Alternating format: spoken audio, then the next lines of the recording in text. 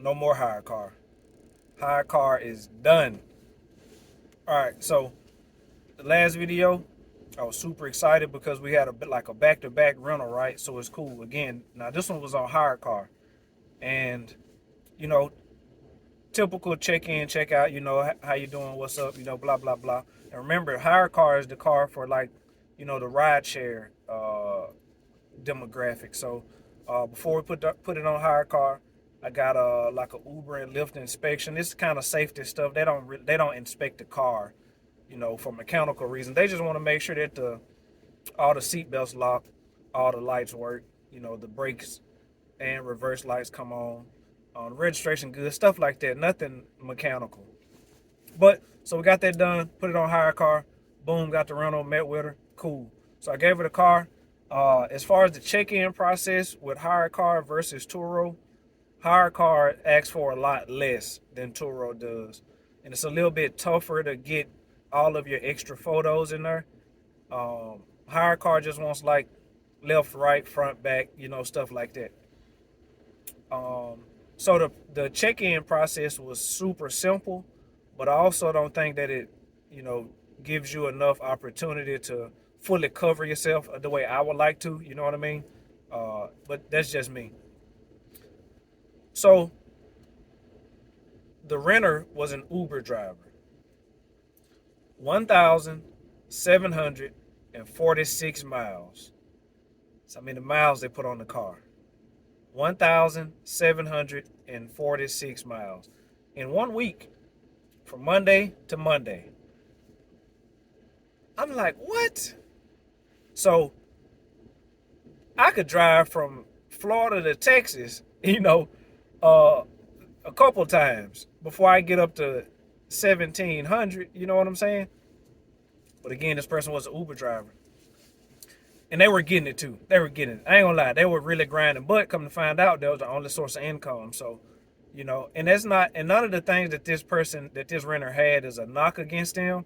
It just doesn't fit, you know, the kind of model that I like to run. So they drove the car a lot. Come to find out, Uber got limits to how many hours you could drive. I didn't know that. This person did, and they maxed out, so they stopped driving, right? You got to be going hard to hit the limit. Um, so of course, the car overheated twice while they had it, and I'm like, I drove the car. My partner drove the car for a round. Um, you know what I mean? It's not like a bum car. I had it for a couple weeks, and my partner drove for a couple weeks. I put my kids in the car. We drive around in it. You know what I mean? I hadn't put my wife in yet, but I had put the kids in the car, so we trust the car and expect it to break down. But they had it and it overheated twice, and so I'm like, nah. But again, I'm trying to get them to see if I can convince them to just end the rental and get the car back. But they need it. All right, cool, whatever. Uh, just don't mess nothing up. It get hot. I understand that there's a process to car fix either way, right? 1,746. This renter was also super communicative. You know what I mean? Like, we communicated a lot. A lot. You know what I mean? Uh, so either way. Then I also found out that this renter, you know, again, was super communicative. They shared a lot of information. They didn't really have a place to stay, so they were sleeping in the car. I don't necessarily like that, but I'm a human too. You know what I'm saying? Uh, Business is business, but I want to be like, get out. Um, and it wasn't like they were like Dirty Mike and the boys, right? They would vacuum the car because they was Uber drivers, so they would vacuum it out, clean it out, make sure it stayed in good shape for their passengers. So that was cool too. But yeah, no more hire car. Going back to Turo, we're gonna rock it out like that. Pick up some more cars for Turo and just do that. I kind of like that group of people better. The renter beforehand that I had before this renter was a school teacher. Their car was in the shop. They just needed to ride back and forth to the school. Nothing major. I don't even remember how many miles they put on it. It didn't look like a lot because it was still within the same. You know what I mean? Cool, cool. So yeah, we're going back to Turo. Um, couple of things I would do if you're gonna go with Hyrecar. Again, get you one of them cars that could, you know, I guess handle that kind of driving. A Ford is a Ford. All cars aren't made equally, right? We all know that. So if you're gonna do something like that, I would go Honda, Toyota, you know, the cars that could just take anything. I would put some of those on there, the Hyundais. I would also charge more if you're gonna put the car on Hyrecar. Now again, this was only one rental.